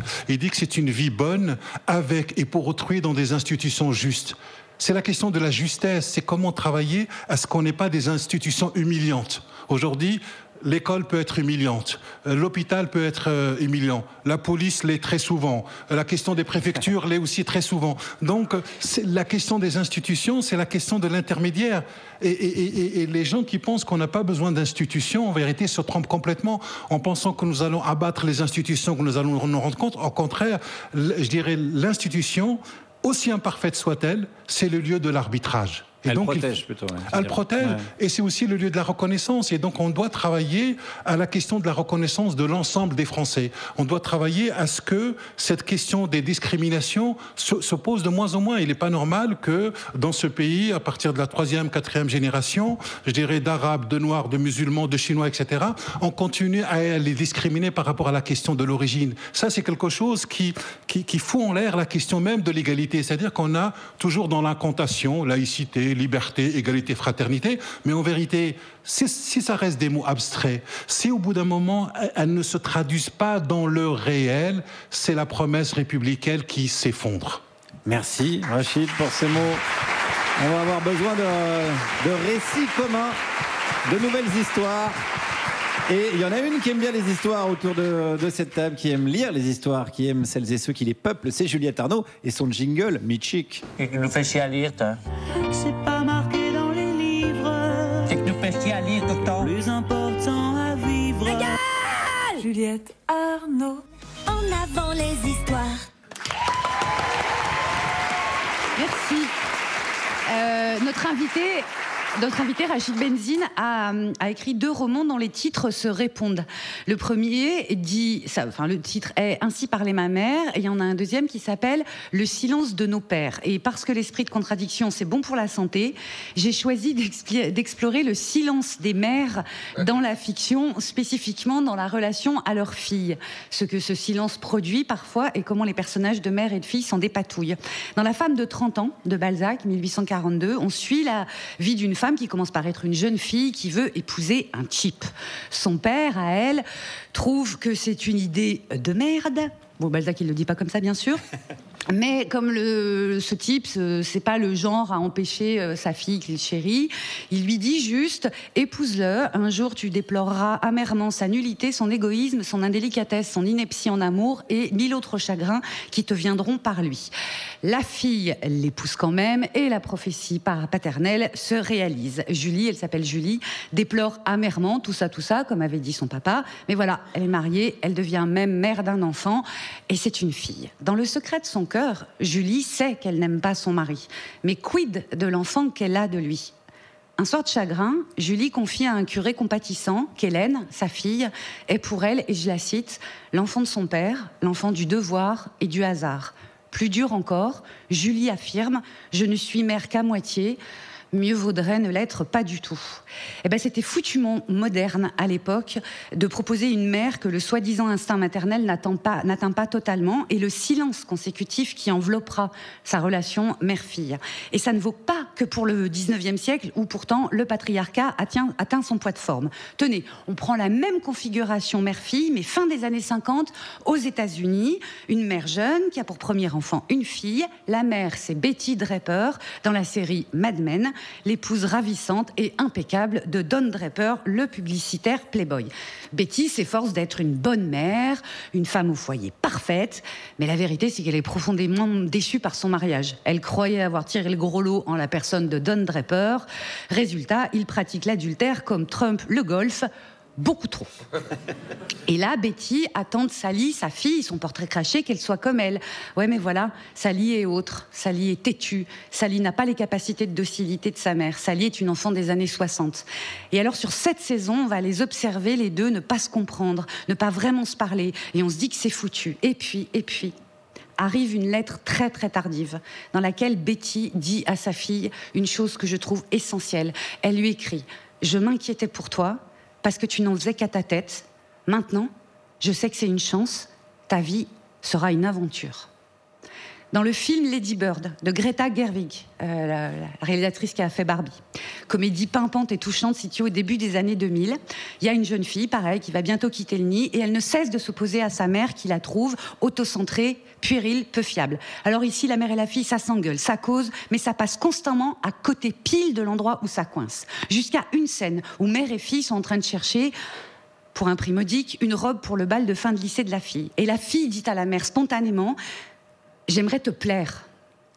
Et on a le cœur soudain qui part en chamade. La caméra va sur la mère. Que va-t-elle répondre ? Franchement, c'est le moment de ne pas se louper. Et la mère répond « Mais bien sûr que je t'aime ». Bah ouais, mais c'était pas la question. Et on l'a toutes et tous vécu, ce genre de moment. Question déterminante, réponse totalement à côté. Et c'est jamais faute d'amour. Vous la voyez venir, la pierre tombale où est écrit « Et là, je vous plais ?» Bon, on va pas rentrer dans l'éternité avec un mauvais esprit. Juliette Arnaud. Merci Juliette. Juliette qu'on peut retrouver en podcast, évidemment, comme toutes les chroniques, ainsi qu'en vidéo. Vous pouvez partager, évidemment, toutes les chroniques. J'aimerais qu'on prenne un petit moment pour entendre quelqu'un qui est avec nous au téléphone, figurez-vous. Je ne vous dis pas qui c'est une sorte de surprise. Est-ce que tu m'entends ? Ouais, les gars, c'est incroyable. Oh, de Dieu, on dirait un Jamil Le Schlag. C'est lui-même, c'est lui-même. Mais ouais, les gens sont heureux. Écoute, j'ai dit Jamil Le Schlag, les sourires se sont allumés dans le public. Alors pourquoi on t'a passé un petit coup de fil de camarade et maintenant presque de collègue ? Parce que tu montes une nouvelle émission sur Radio Nova. Voilà, les gens sont contents. Alors attends, ils sont contents parce qu'ils ne savent pas le titre peut-être encore. Comment elle s'appelle cette émission, Jamil ? Les grands remplaçants. Voilà, bien évidemment. Le projet est simple et basique. Et qu'est-ce qu'on va y retrouver ? Qu'est-ce que tu vas faire dans cette émission ? Eh ben, il y aura un peu de tout. Il y aura des chroniques humoristiques, il y aura aussi de l'actu, des sujets de société, mais surtout des rappels islamiques. J'en attendais pas moins de toi. Et tu commences quand ? Alors c'est samedi 5 avril, c'est la première, et ça sera tous les samedis à 18h sur Radio Nova. Autant promo. Inch'Allah, j'ai envie de dire. Merci Jamil. Merci à Vous serez au rendez-vous, les gens. Merci beaucoup, Jamil. On te retrouve dans ta nouvelle émission. On a hâte d'écouter ça. Rachid Benzine, une question. Merci, Jamil. Merci. Rachid, une question pour toi. Qu'est-ce que tu écoutes comme musique ?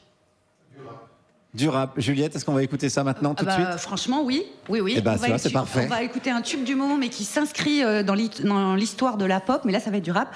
C'est Doechii, la rappeuse, qui reprend un titre de Gauthier de 2011, qui lui-même s'était inspiré d'un autre titre de Louise Bonnefa, qui venait du bon vieux XXe siècle.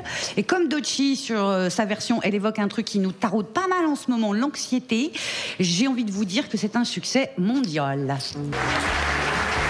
Vous êtes toujours sur Radio Nova, on est toujours dans la dernière avec Juliette Arnaud, Aymeric Lompré et notre invité Rachid Benzine. J'en profite pour faire une petite dédicace à la matinale. Il y a une matinale sur Radio Nova qui s'appelle T'as vu l'heure, de la musique, des infos et aucune interview de Bruno Retailleau. C'est quand même à signaler.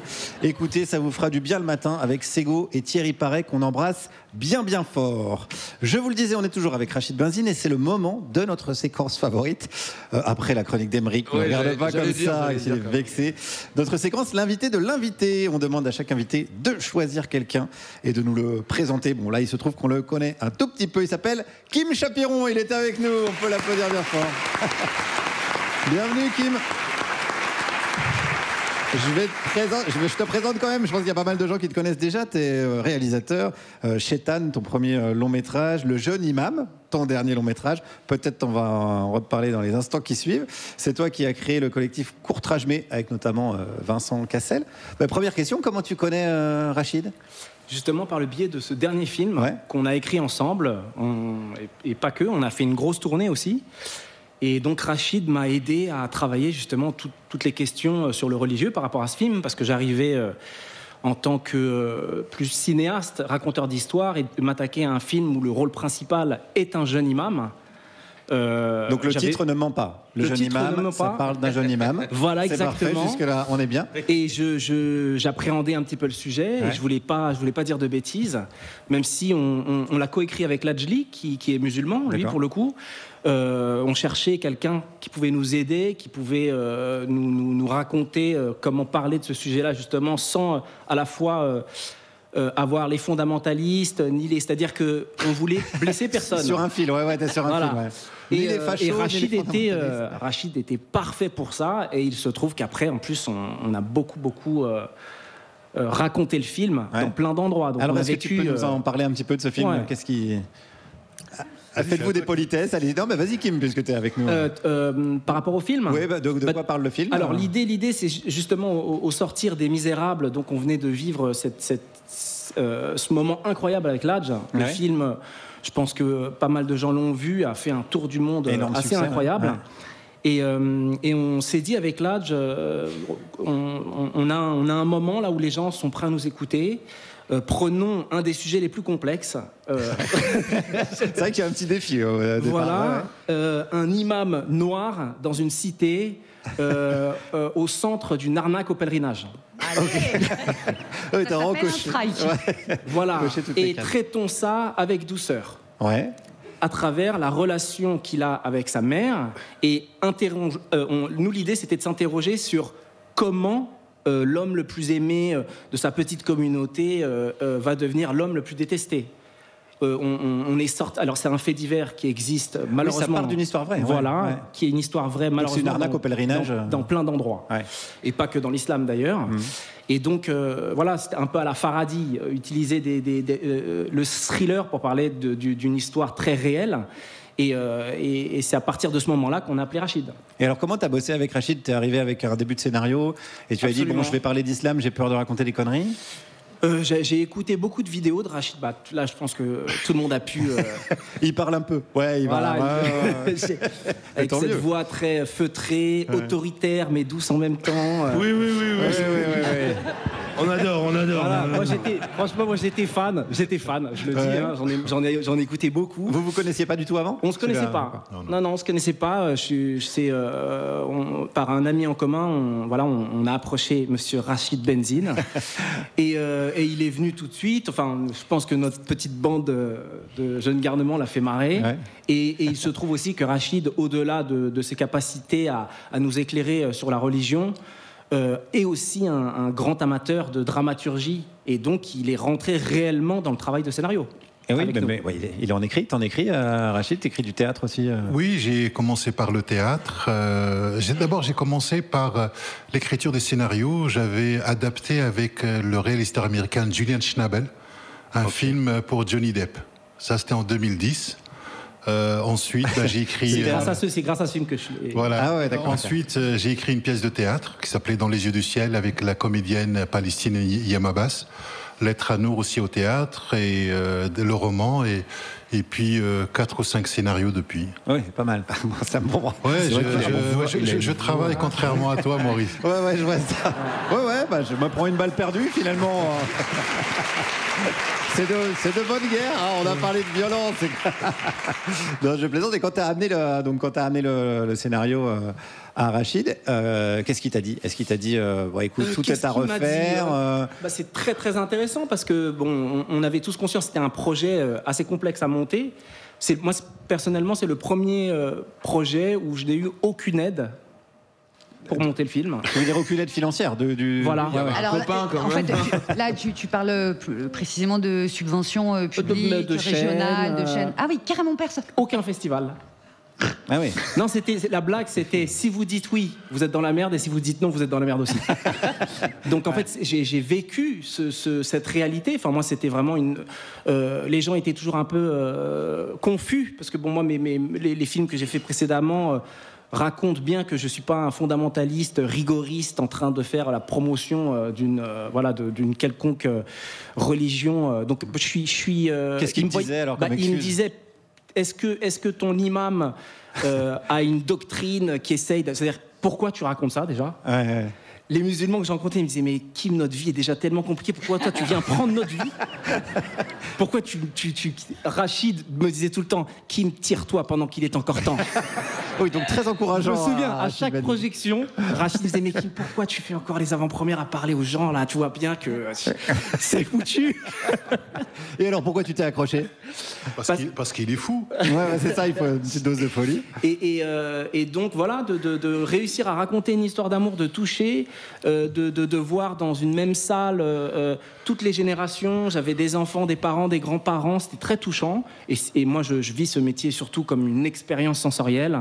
Et j'en ai une belle. Je me suis retrouvé dans des écoles coraniques au Mali, au fin fond du désert. Moi, c'était l'opportunité de vivre des choses que je vis pas dans ma vie. Et dans le travail avec Rachid, donc vous faisiez des allers-retours, il y a eu des versions de scénarios Bien sûr. Ça, ouais. On s'est fait beaucoup de séances tous les deux. Et puis surtout après, j'ai eu la chance, moi, de pouvoir traîner avec Rachid Benzine et parler du film. Et puis tout ça n'est qu'un vaste prétexte. C'est vrai qu'après, on peut se la raconter. C'est pour ça qu'on l'a invité aujourd'hui. Hein. On n'a rien écouté de ce qu'il a dit depuis le début. Donc, Et puis moi, souvent, je l'appelle avec une question un peu métaphysique, un peu confuse. Ben moi, je suis confus quand je la pose. Et là, tac, il m'éclaircit. Avec sa voix. Voilà. Comme une couette qu'on a envie de dormir. Attends, mais t'es en slip, là? Non. Merci, Kim, en tout cas, d'avoir été avec nous. Merci, on peut applaudir bien fort Kim Chapiron. Et on conseille ton film, évidemment, Le jeune imam. Merci beaucoup. Rachid, tu restes encore un petit peu avec nous. On va continuer à parler de transcendance, mais transcendance capitaliste, puisque c'est la publicité maintenant. Vous êtes toujours sur Radio Nova, la dernière, Juliette Arnaud, Aymeric Lompré et notre invité Rachid Benzine. Et nous a rejoint autour de la table la Laurence Ferrari de Groland, la formidable Douli. Comment vont mes petits culs? Eh ben, ça fait plaisir. Alors, à la base, j'étais pas prévue aujourd'hui. Je remplace un collègue et ça tombe très bien parce que j'avais un truc à fêter avec vous et ça m'aurait fait chier d'attendre. J'ai réalisé avant-hier que je m'étais enfin débarrassée de l'album de U2 qui pourrit mon téléphone et mon... Oui oui 10 ans 10 ans. Mais quel s'en gêne, ce bono. Imposer sa musique éclatée à des millions de personnes, c'est très grave. Je sais pas, c'est comme dire, filez-moi le Groenland et le Canada. Pourquoi? Parce que c'est comme ça. J'ai beaucoup de mal avec les gens sans gêne, je vais donc faire 3 minutes que sur eux. J'étais dans le métro il y a 3 jours, il restait une place assise, j'arrive pour m'asseoir, il y avait un chihuahua sur le siège. Là, sa maîtresse me toise, je la calcule pas, je sors ma carte handicapée, je la montre au chihuahua. Elle lève les yeux au ciel, je lui dis, ah pardon, vous êtes ensemble? Du coup, je peux m'asseoir ou ça vous fait un deuxième trou du cul? Oui, c'est grossier, mais c'est tout ce que méritent les gens sans gêne. Pareil pour les sacs sur les sièges. Je sais pas, ton sac, il est fatigué, il est en jet lag, il s'est mis une caisse, il a fait une course de sac, ton sac? Ou il a plus l'âge de s'asseoir sur tes genoux, je sais pas. Et en plus, il peste. Oui, oh, ça va. Ah non, t'as pas compris. Toi, le sans-gêne, tu ne te permets juste rien du tout. Ni tu pestes, ni tu pfues, ni tu rien. Utiliser son téléphone en haut-parleur dans les transports en commun, c'est la même. La 8e saison de ta série pourrie ou tes points briefs PowerPoint avec ton N+1, on s'en fout.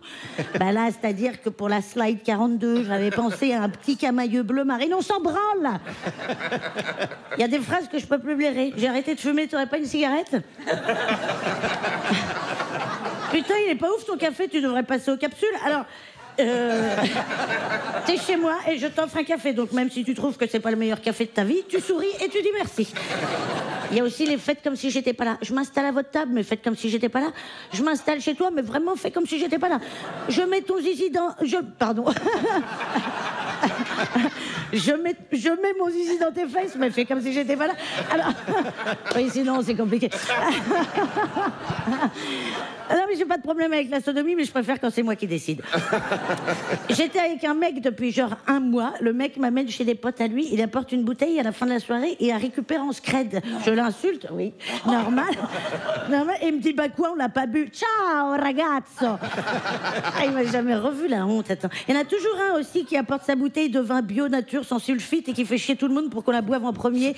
Genre toutes les autres bouteilles sont dégueulasses. Oui, peut-être, mais au moins elles sentent pas le cul de chèvre. Énormément de sans-gêne dans les soirées buffets aussi. Avec la bouffe, il n'y a plus aucun respect, vraiment. Je servais à une époque sur une péniche qui organisait des buffets privés pour des ministres, véridique. Des gens qui, a priori, ne sont donc pas dans le besoin. Et ben des charros en costard-cravate, je vous promets, c'était un délire. Ils se jetaient sur la bouffe comme des crevards, des animaux en train de se battre pour des petits morceaux de quai coton et des putains de gougères. Mais respectez-vous, je sais pas. Au bout de 20 minutes, j'avais le dos contre le mur, la table du buffet dans les côtes. Non mais qui fait ça? Des ministres blindés et sans gêne. Prendre toute la bouffe pour lâcher sur les pauvres, c'est peut-être ça qu'ils appellent le ruissellement.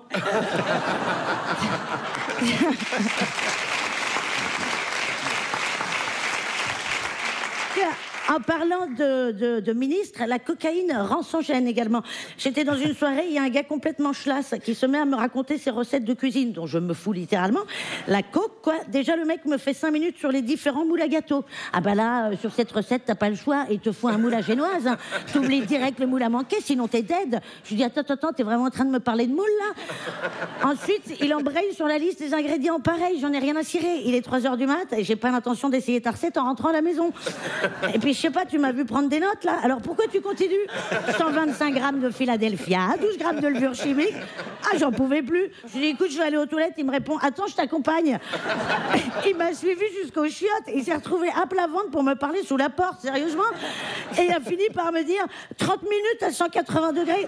J'ai pas de four, blaireau. Il m'a fané, ce con.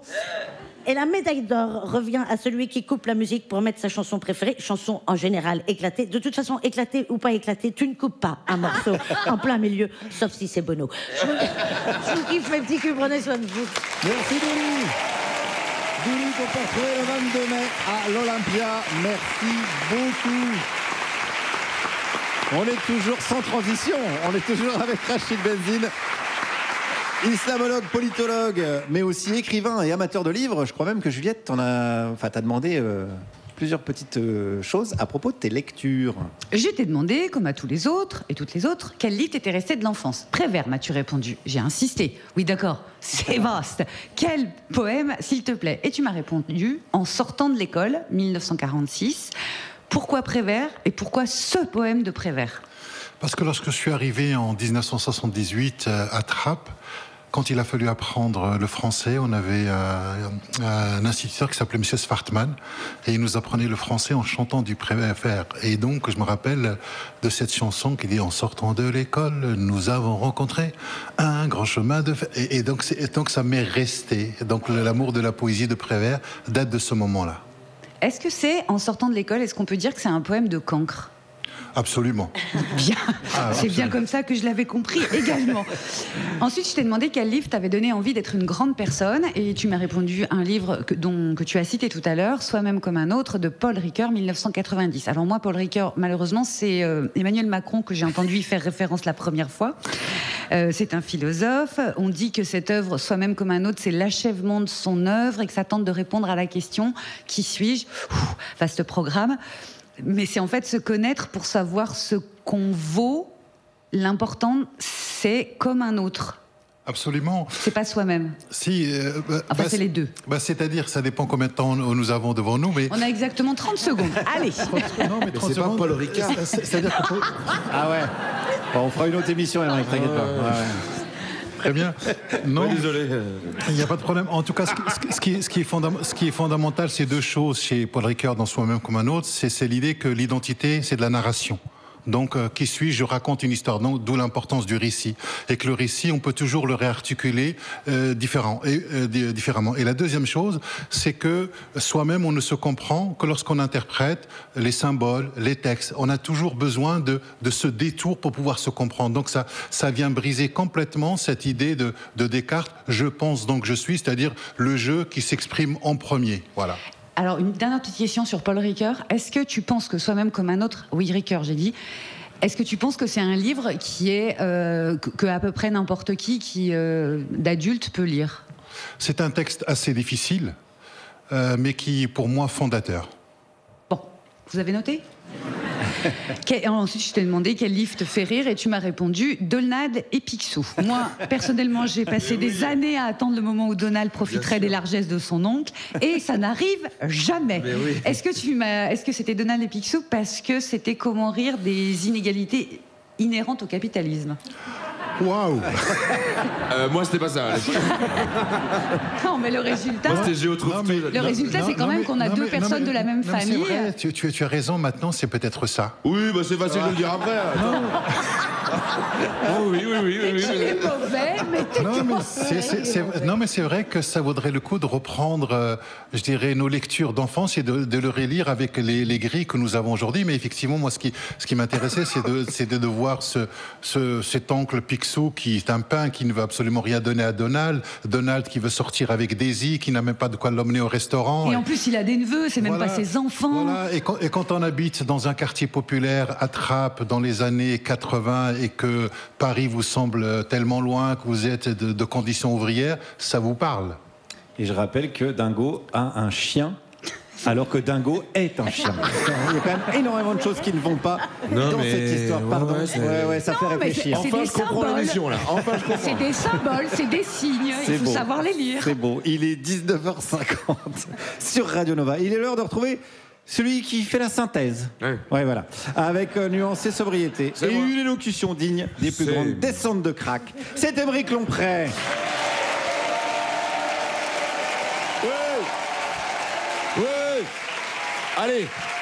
Allez, l'actualité. Là, c'est l'actualité, là. L'actualité, elle attend pas. L'actualité, c'est pas Retailleau qui serait là enchaîné devant le Parlement. Je partirai pas tant qu'il n'y a pas une loi qui interdit les Arabes. Mais où ça? Juste les Arabes. Bon, oh non, mais elle est hyper bien construite, ma chronique, là, parce qu'en plus, l'actualité, c'est Retailleau. Là, on va parler de Retailleau. Alors, Retailleau, il était sur CNews la semaine dernière. Tiens. De toute façon, Retailleau, soit il est sur CNews, soit il est en train de kidnapper les Dalmatiens pour faire des manteaux. Je te jure. Et qu'est-ce qui est méchant, lui? Qu'est-ce qui est méchant? C'est sûr, dans sa jeunesse, il s'est fait voler 1 million de fois son goûter. C'est sûr. C'est pour ça qu'il est tout maigre. Et je te jure, après, il était là, dans sa chambre, comme ça, avec ses posters de Mussolini. Il était comme ça. Vous verrez bien plus tard. Vous verrez bien quand j'aurai des responsabilités. Bruno, à table. Qu'est-ce qu'on mange, maman? Des yeux de chien. Miam, miam, miam. Non. Bon, Bruno, il a dit sur CNews que l'antisémitisme à l'extrême droite était résiduel.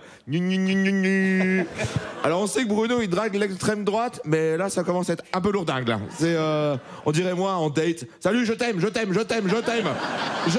Tu as toutes les qualités, je t'aime. Mais je suis ta sœur, Émeric. Hasard de l'amour. Non, bon, Bruno, il disait ça parce qu'en fait, la semaine dernière, Bardella, il a rencontré Netanyahou. Alors tout le monde était là, oh, c'est beau, regardez, Jordan, il est pas facho, il serre la main d'un juif. Alors qu'en fait, si tu regardes bien la photo, c'est vraiment deux fachos qui se serrent la main. Parce qu'on va rappeler les faits. Alors, le Front National a été créé par Jean-Marie Le Pen et Pierre Bousquet. Pierre Bousquet, c'est un ancien membre de la Waffen-SS. Alors, la Waffen-SS, c'est très antisémite. Hein. C'est... Il n'y a pas plus que... Si on fait la liste des principales caractéristiques d'un Waffen-SS, le premier truc qui ressort, c'est antisémite. Quoi. En deux, il y a stressant. Et le premier truc positif dans la liste, c'est en 17e position, c'est ponctuel. Bon, et en plus... En plus, ponctuel chez un nazi, c'est pas forcément positif, quoi. C'est bon, le train est à l'heure. Alors... En plus, il était Waffen-SS de la division Charlemagne. C'est pas genre la division Schtroumpf, quoi. C'est division Charlemagne, quoi. Attention, il y a la division Charlemagne qui arrive. Faut faire quoi? Prier, pas vrai faux. Alors que la division Schtroumpf, c'était... Attention, il y a la division Schtroumpf qui arrive. Faut faire quoi? De la soupe, ça c'est pareil. Alors, je suis sûr qu'il y en a qui vont me dire oui, mais ça c'était avant, maintenant ça a changé. Alors d'abord, j'ai jamais entendu un élu du RN renier les fondateurs du parti, mais si vous voulez des exemples plus récents, j'en ai. Hein. Alors en 2012, il y a Marine Le Pen qui a participé à un bal à Vienne, organisé par le FPO, le parti néo-nazi autrichien. Ça, c'est antisémite. Hein. Ça, c'est... S'il y a des doutes, je rappelle les mots-clés. Néo-nazi, Autriche, bal. Il manque juste peintre et stressant, et là, c'est une canne flush, quoi. Autre exemple, Philippe Vardon, membre du FN entre 2015 et 2022, avait un groupe de musique où il chantait « Nous sommes la Zyklon Army ». Ça, c'est antisémite. Hein. Ça, c'est... Là, je précise, hein, parce que si vous vient l'idée de les inviter à chanter à votre bar mitzvah, non. Mazel Tov, et tout de suite, la Zyklon Army. Non. Je continue. Bardella, il a déclaré en 2023, Jean-Marie Le Pen n'est pas antisémite. Ça, c'est antisémite. Hein. Jean-Marie, il a quand même été condamné 5 fois pour antisémitisme. Et Jordan, il est là. L'innocent, Bernard, l'innocent. Frédéric Bocciatelli, député du RN, lui, il a appelé sa librairie Antinéa, en référence au roman de Charles Maurras. Charles Maurras, antisémite aussi. Hein. En plus, là, c'est délibéré. Je veux dire, quand tu choisis ça comme nom de librairie, il y a vraiment plein de noms de librairies que tu pourrais choisir qui n'est pas antisémite, quoi. Genre, Coucou les coccinelles. C'est pas antisémite, ça. Ou alors, Le bateau livre, ça, c'est pas antisémite. Ou alors, Au nazi sans prépuce. Ça... Après, je suis peut-être pas le mieux placé non plus. Alors certes, il y a eu un rapport de la Commission nationale consultative des droits de l'homme. C'est vrai que l'antisémitisme remonte partout, y compris à gauche. Mais le principal foyer d'antisémitisme se compose vraiment des gens de l'extrême droite. Donc les juifs, si j'étais vous, je compterais pas trop sur l'extrême droite, parce que ils vous préfèrent aux musulmans, oui, mais quand il y aura plus de musulmans, ça va être votre tour. Et pas sûr que ça tombe sur la division Schtroumpf. Merci d'avoir écouté. Merci Émeric Lomprey. Merci pour cette analyse. On peut retrouver en spectacle le 18 juin à 7. Oui. Théâtre de la Mer, je pense. Très beau théâtre. Merci. Rachid Benzine, tu es toujours avec nous pour encore quelques petites minutes. L'émission touche à sa fin, mais on va pas te laisser comme ça. On a encore quelques petites dernières questions à te poser. Juliette. Rachid, tu t'appelles Rachid et on est en France en mars 2025. Alors juste comme ça va? Très très bien. Le déni. Émeric. Déni Brognard. Mais non, mais depuis tout à l'heure, je me retiens.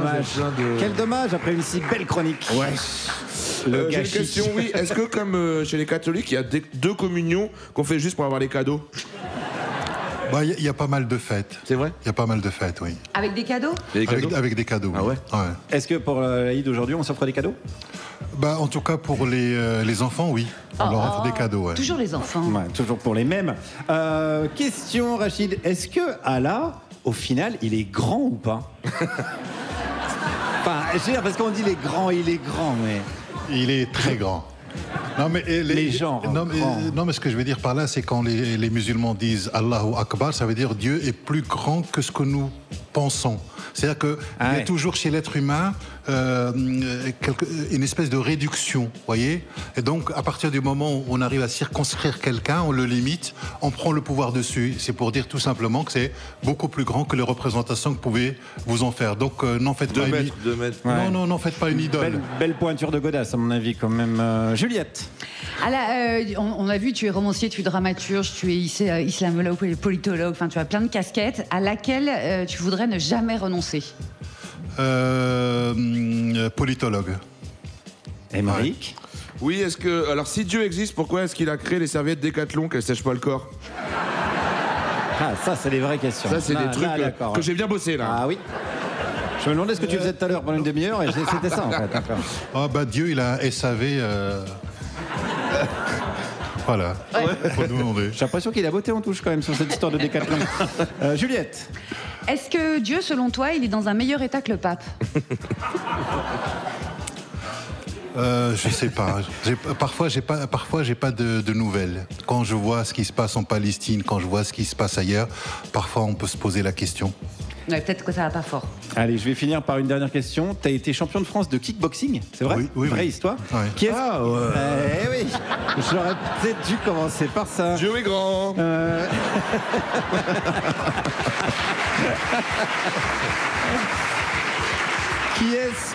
Qui est-ce que tu aimerais avoir en face de toi sur un ring aujourd'hui? Cyril Doumbé. Ah ouais.